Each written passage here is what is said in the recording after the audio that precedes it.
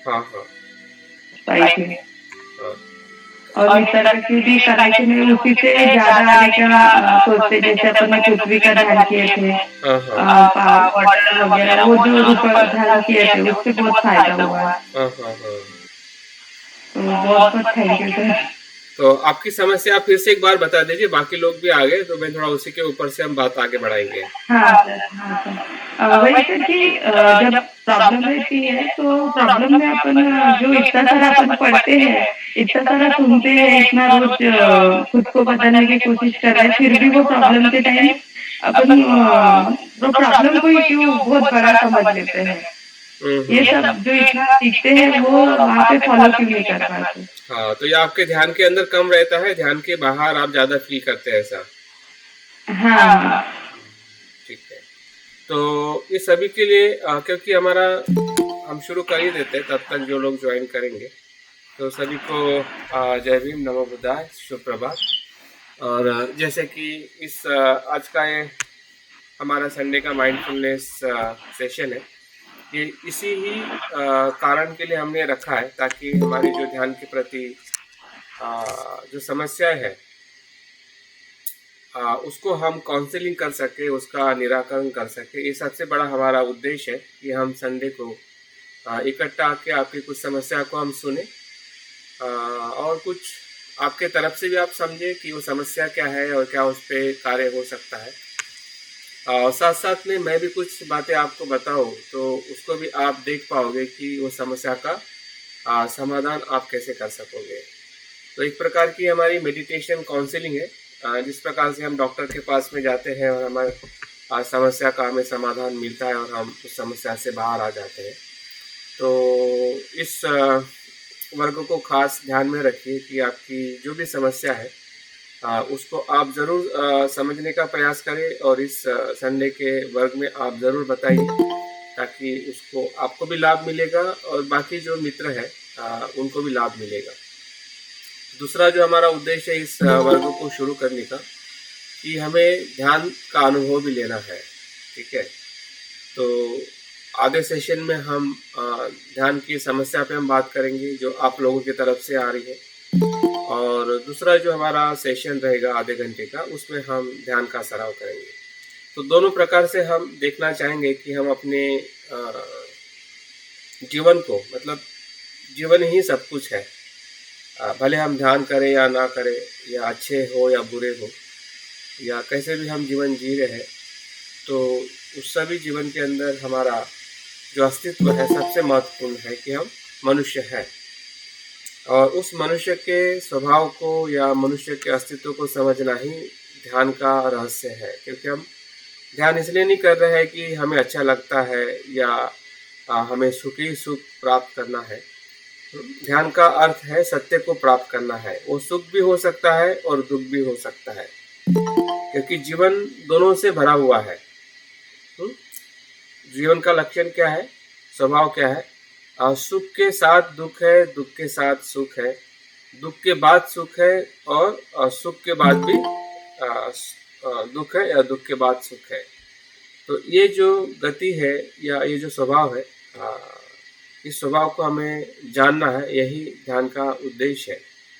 तो जिस प्रकार से सुकेशर ने जो प्रश्न पूछा है कि जो हमें समझ में आता है, जो हम पढ़ते हैं, अभ्यास करते हैं जीवन के बारे में, या बुद्ध के शिक्षाओं के माध्यम से हम अपने जीवन को समझते हैं, तो हम अप्लाई क्यों नहीं कर पाते, हम अपने ध्यान में या जीवन में उसको हम अनुभव क्यों नहीं कर पाते जब वो समस्या होती है। बहुत ही अच्छा प्रश्न है, और ये ध्यान के लिए भी महत्वपूर्ण है कि जब हम मन को एकाग्र करना चाहते हैं, मैत्रीपूर्ण करना चाहते हैं, तभी हमारा मन द्वेष आ जाता है या मन भटक जाता है और हमारा ध्यान ही पूरी तरह से बिखर जाता है।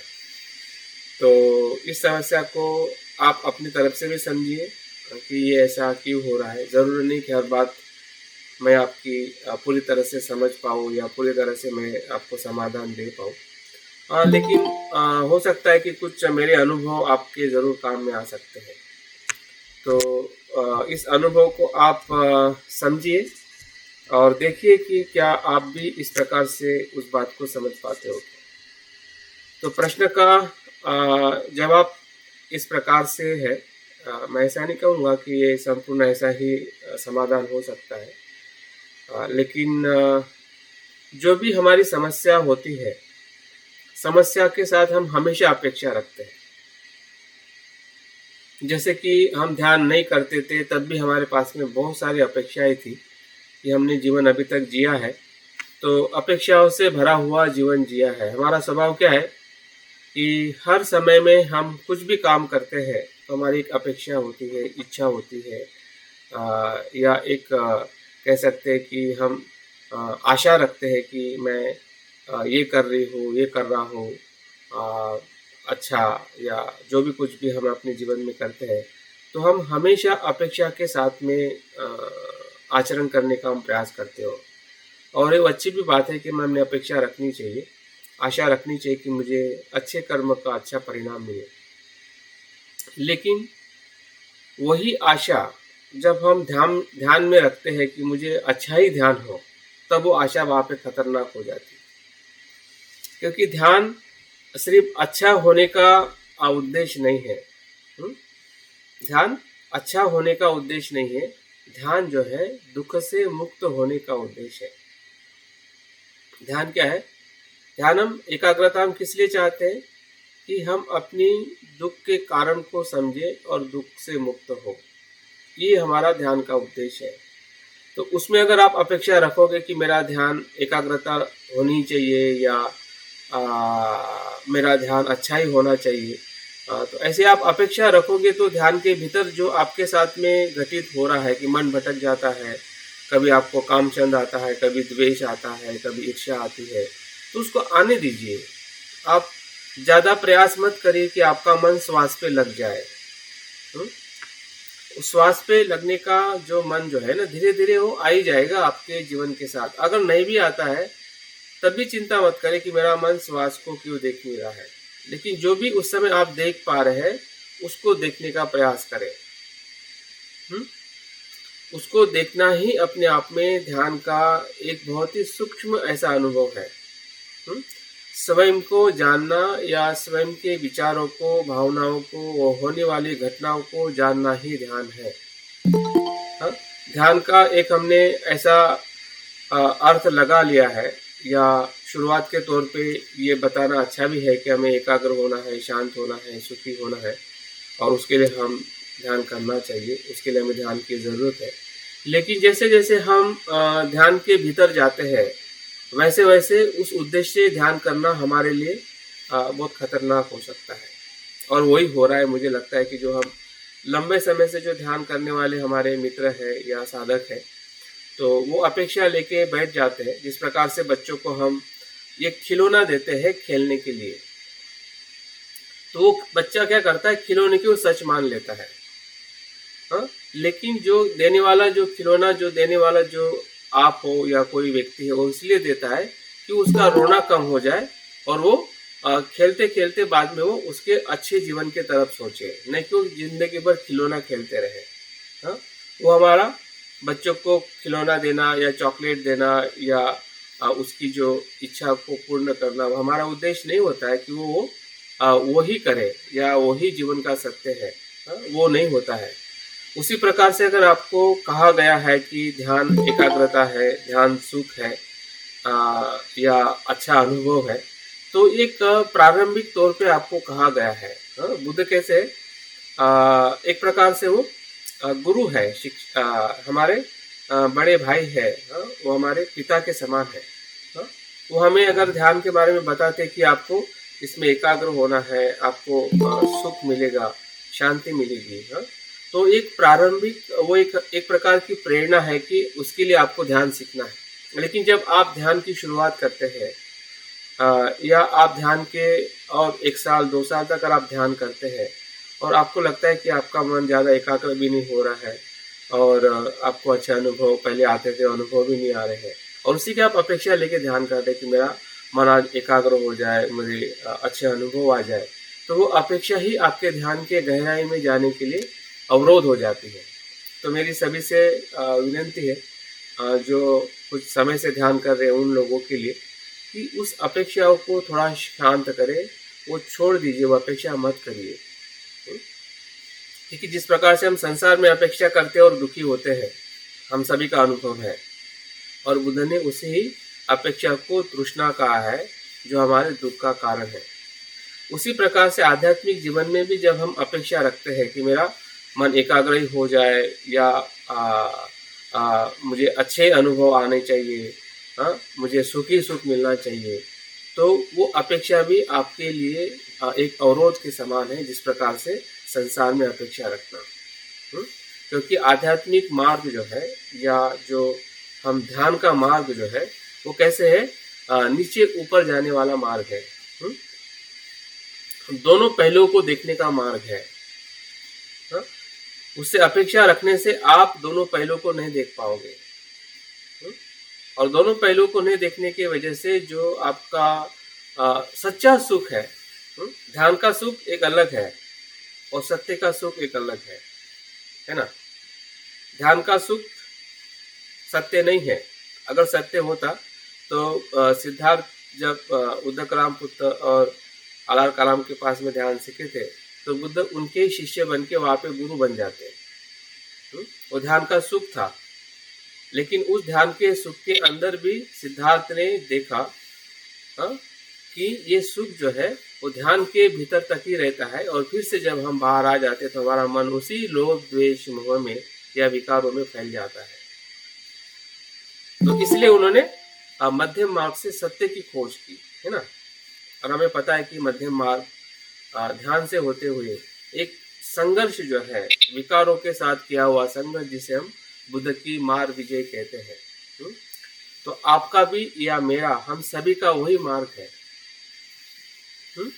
हमारा भी मार्ग जो है मार विजय का मार्ग है।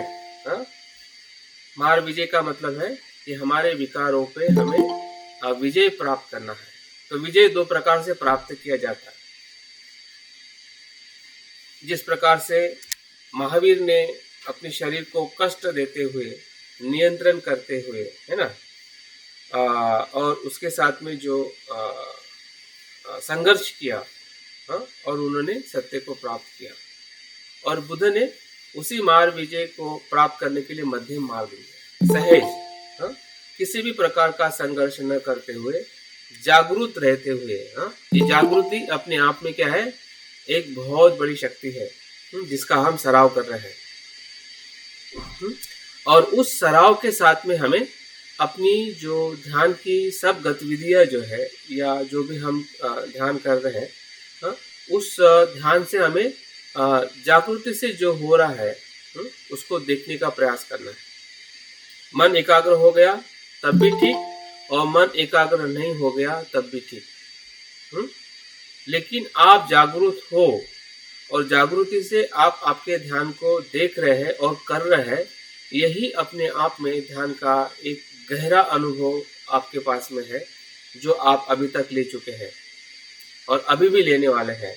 लेकिन अपेक्षा रखने के वजह से वो अनुभव हमें पता नहीं चल रहा है, क्योंकि मन एक समय में एक ही चीज जानता है, और वो एकाग्रता को ढूंढेगा, वो तो सत्य को नहीं ढूंढ पाएगा।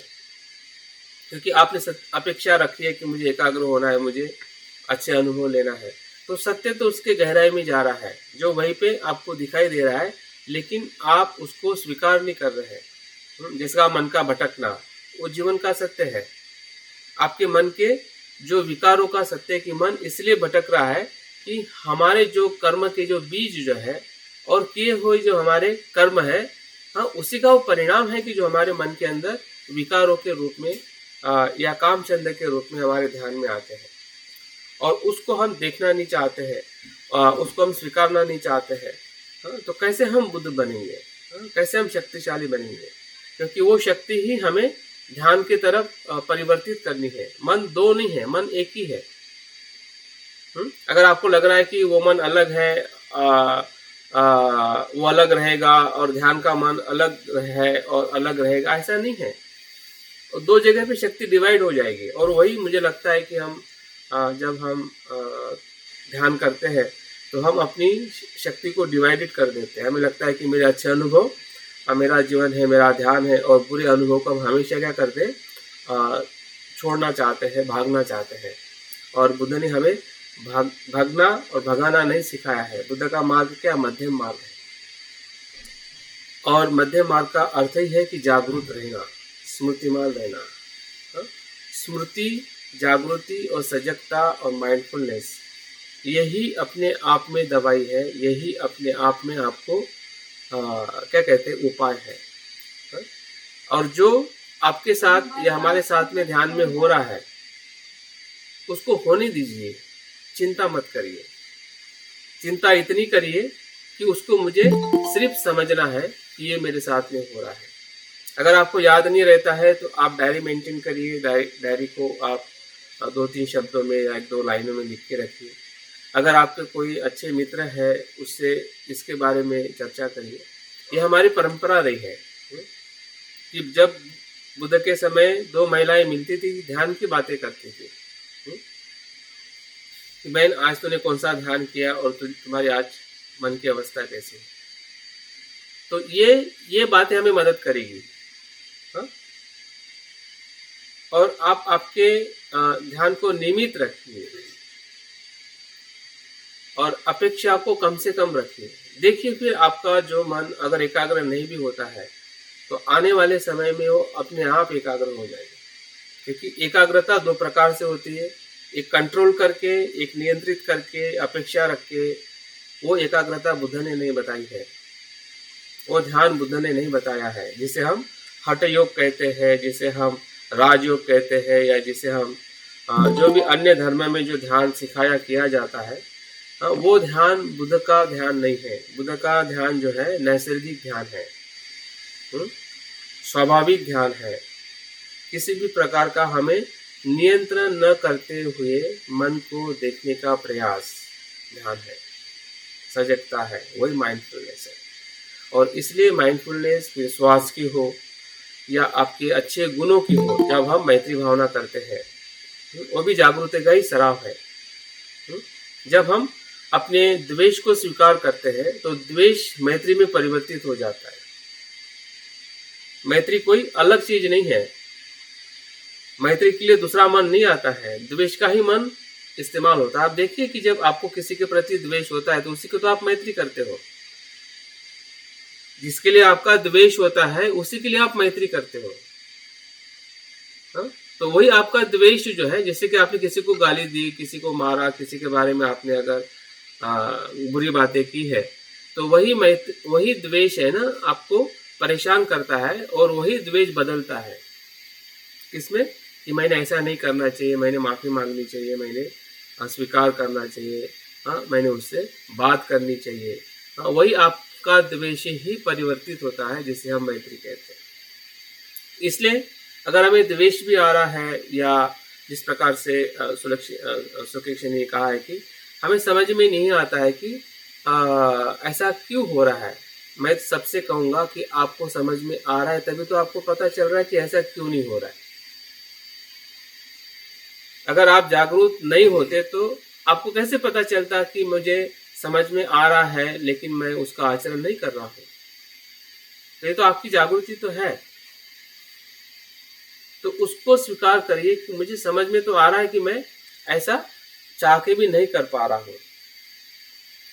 उस जागृति को स्वीकार करने से ही आप दूसरे समय में या दूसरे क्षण के अंदर आपकी जो स्मृति जो है वो आपको प्रेरणा देगी। क्योंकि हम स्वीकार नहीं करते, इसलिए वो स्मृति क्या कर जाती है, वो फिर से दबी रहती है। जो बुद्ध की स्मृति है, बुद्ध होने की जो स्मृति है, जिसे हम बुद्ध के बीज कहते हैं या बुद्ध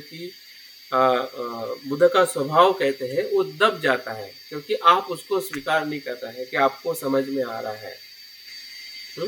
आप अपेक्षा कर रहे हैं कि मुझे समझ में नहीं आ रहा है, मुझे दिख रहा है मैं कर नहीं रहा हूं। आप अपेक्षा रख के देखते हैं। अपेक्षा मत रखिए। जैसा संसार में दुख अपेक्षा है, वैसे ही आध्यात्मिक जीवन में भी अपेक्षा दुख है, क्योंकि वही मन यहाँ पे काम करता है।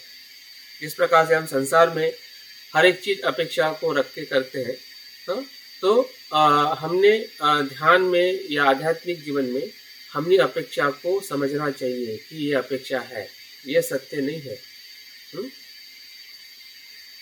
क्योंकि सत्य जो है अपेक्षा से पर है, द्वंद्व से पर है, और वही परम सुख है। जब हम द्वंद्व से ऊपर उठते हैं और सुख दुख से जब ऊपर उठते हैं, वो परम सुख है।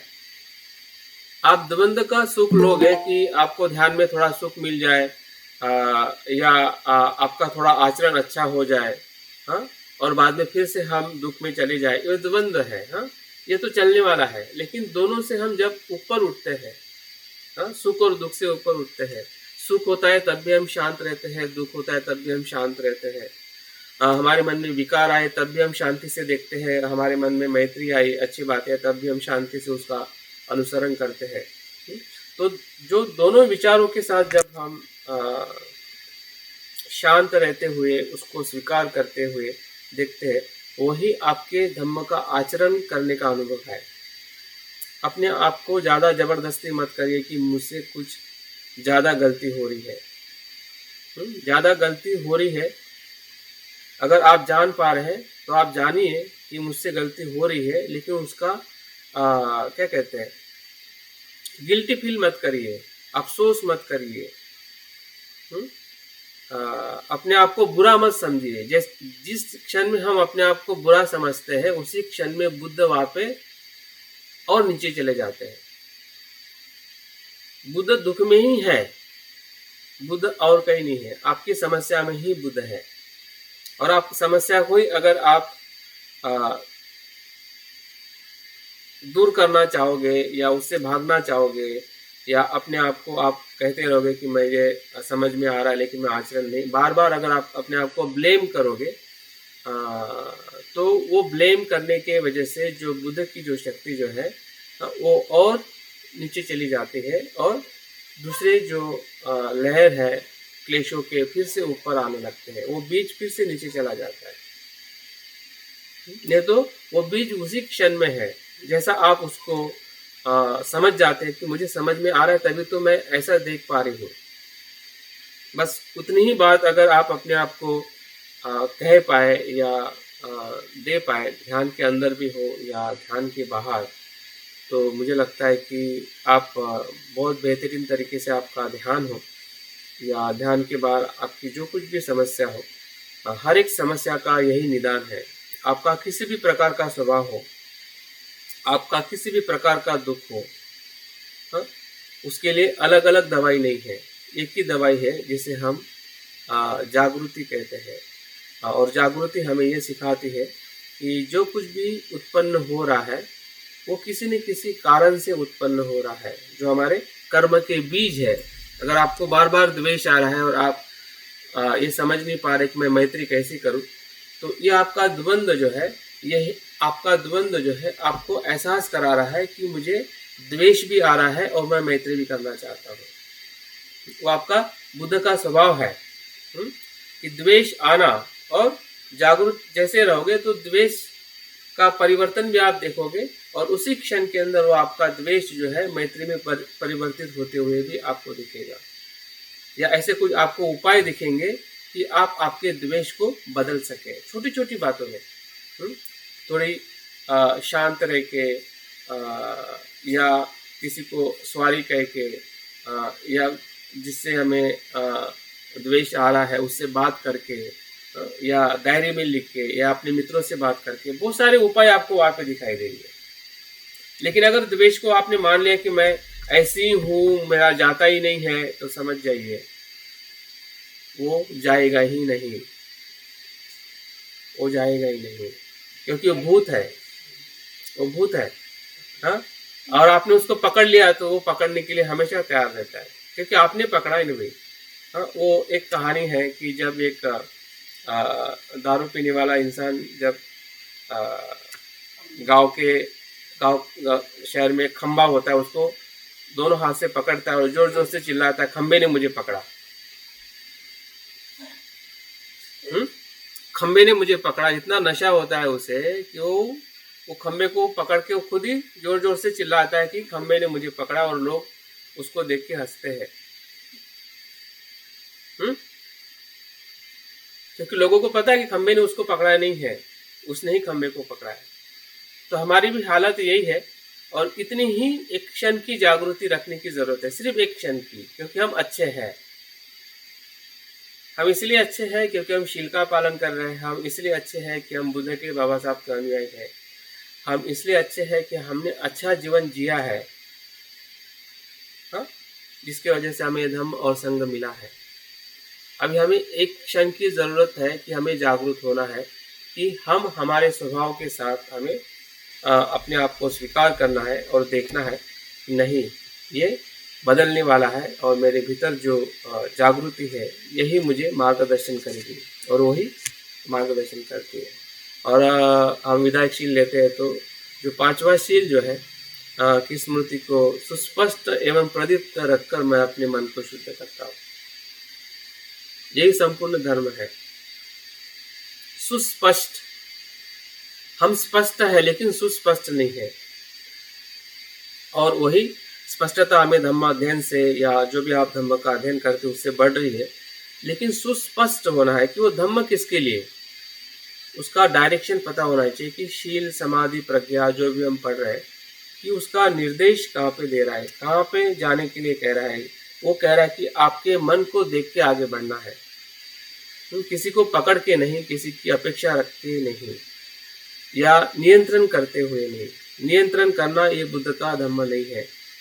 मन का भी नियंत्रण करने से मन बदलता नहीं है, ना स्वभाव बदलता है।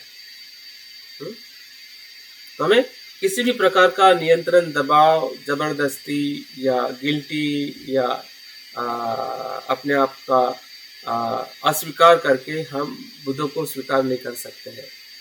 तो मुझे लगता है कि अगर हम थोड़ा अपने आप आपके अनुभव ही आपको बताएंगे, और मुझे विश्वास है कि अनुभव आपने ज़रूर लिया होगा कभी ना कभी, कि यही बात आपको मदद करने वाली है।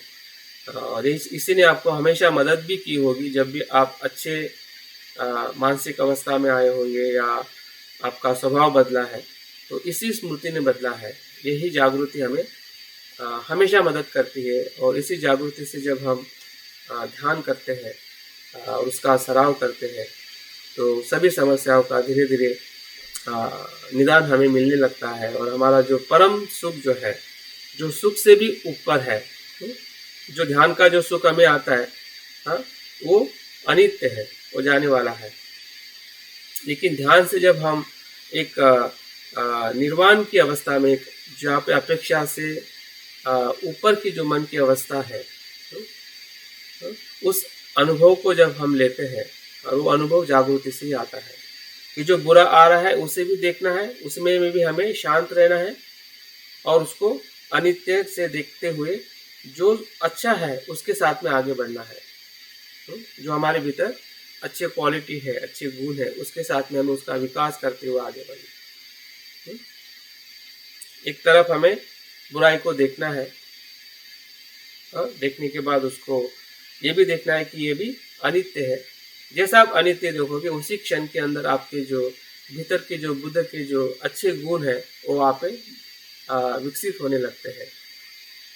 क्योंकि वो जो अनित्यता जो है या जो बुराई जो है वो अच्छाई में परिवर्तित हो जाती है, क्योंकि दो क्षण में एक जैसी मन की अवस्था नहीं होती है। लेकिन उसको वहाँ पे हम ज़्यादा दबाव लाने के कारण या ज़्यादा अपेक्षा रखने के कारण वो अवस्था में दिखाई नहीं देती है। वही हमारी सबसे बड़ी भूल है। तो वो भूल हमने अनेकों बार की है, और मैं उम्मीद रखता हूँ, और हमें हमारे जो गुरु है और हमारे जो भी मार्गदर्शक है हमें यही बताते हैं कि हमें जागृति पूर्वक स्मृति का सराव करते हुए हमें सभी जीवन के अस्तित्व को, फिर खाना हो, पीना हो, सोना हो, सोचना हो, पढ़ना हो, सुनना हो, हर एक समय में हमें जागृति से अगर हम आगे बढ़ते हैं तो मुझे लगता है कि हमें ना एकाग्रता की समस्या रहेगी और ना ही सुख और दुख की हमें समस्या रहेगी, और हमारा जीवन जो है परम सुख की तरफ, सच्चाई की तरफ हम आगे धीरे धीरे बढ़ रहे हैं और बढ़ते जाएंगे। क्योंकि आपको नहीं समझ रहा है, अगर इतना समझ रहा है, समझ जाए कि आप जागरूक हो। उसी को समझ में आता है कि मुझे समझ में नहीं आ रहा है। तो प्रज्ञा के दो पहलू है कि जो समझ में आता है और जो समझ में नहीं आता है उसकी भी समझ आती है, वो भी प्रज्ञा ही है। हम अज्ञानी हैं, ये जानना भी प्रज्ञा है। तो अपने आप को विश्वास रखें कि जो आपका अनुभव जो है वो अनुभव ही आपको आगे जाने के लिए मदद कर रहा है, और उसके साथ में आप आगे जाइए तो निश्चित ही आपका ध्यान धीरे धीरे एकाग्र भी हो जाएगा, और आपको भीतर में जो भी न चाहते हुए भी जो एक सच्चे मन का जो सुख है वो आप अनुभव कर पाओगे। ध्यान का सुख अनित्य है, और उस अनित्य सुख को हमें नित्य नहीं मानना है, तभी हम आगे बढ़ सकते हैं। अगर हमने ध्यान की एकाग्रता को ही नित्य मान लिया कि एकाग्रता ही ध्यान है, तो एकाग्रता ध्यान नहीं है, स्मृति ध्यान है। स्मृति से ही एकाग्रता धीरे धीरे हमें प्राप्त होती है। तो मैं उम्मीद करता हूँ कि ये प्रश्न का सभी के लिए समाधान हुआ है और सभी के लिए महत्वपूर्ण प्रश्न था, और इसी प्रकार से हर एक सेशन में हम इस प्रकार के जो आपके प्रश्न हैं लेते हुए हम ध्यान की जो हमारी गहराई है या ध्यान की समस्या है उसको हम सुनेंगे, जानेंगे, और उसका जो उपाय है उसको भी हम अपनी तरफ अपने तरीके से, अपने अनुभव से हम उसको सही करने का या उसकी जो दिशा है बदलने का हम कार्य करेंगे। यही काउंसलिंग है, यही एक प्रकार का उपाय है अगर हम ध्यान में और ज़्यादा भीतर जाना चाहते हैं। तो ठीक है, मुझे लगता है कि ये समस्या सभी के साथ में थी और सभी के लिए एक महत्वपूर्ण इस प्रश्न का आज हमने समाधान करने का हमने प्रयास किया है। तो अभी हम ध्यान की तरफ बढ़ते हैं। अगर किसी का महत्वपूर्ण अगर प्रश्न नहीं है तो क्या हम ध्यान का सराव शुरू करें?